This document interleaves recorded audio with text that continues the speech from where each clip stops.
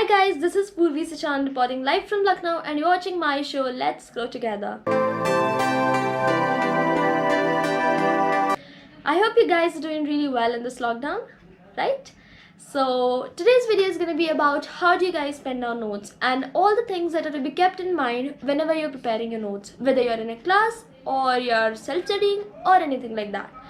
So before we start, I'll quickly tell you my NEET 2020 score. That is, I scored 652 out of 720. And I'm really happy to tell you guys that I've improved a lot from the last year when I first took the NEET exam. I scored 522 out of 720 in NEET 2019. And here in NEET 2020, I've scored 652 out of 720 with an AIR of 3405. So without any delay, let's get started.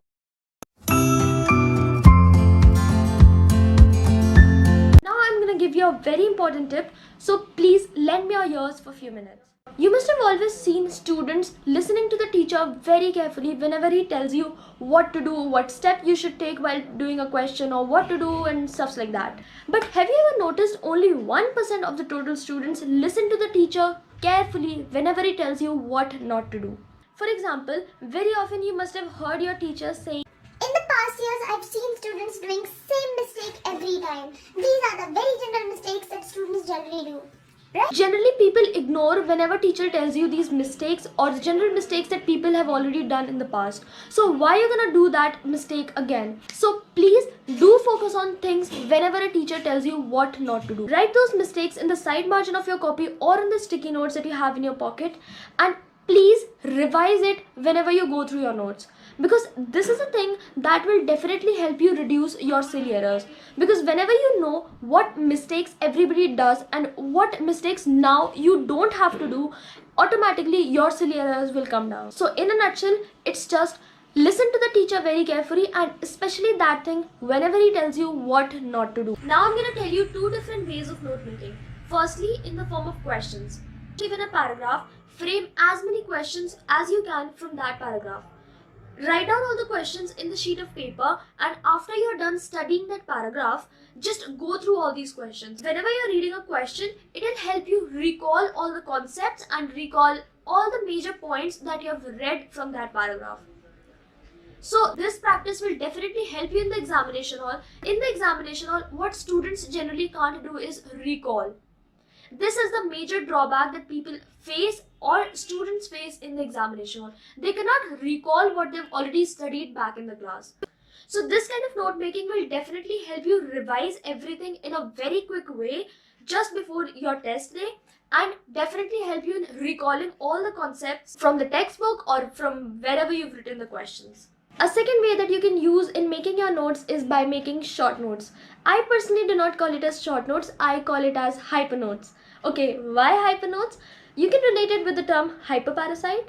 Hyperparasite is a term that is used for a parasite that feeds on another parasite. So basically, its parasite feeding on another parasite is referred to as hyperparasite. So you're making your short notes from your already written coaching notes, so that's why hyper notes. Notes from another notes is hyper notes. So yeah, I personally like calling it as hyper notes. So there are three things that I want you guys to keep in mind whenever you're preparing your hyper notes.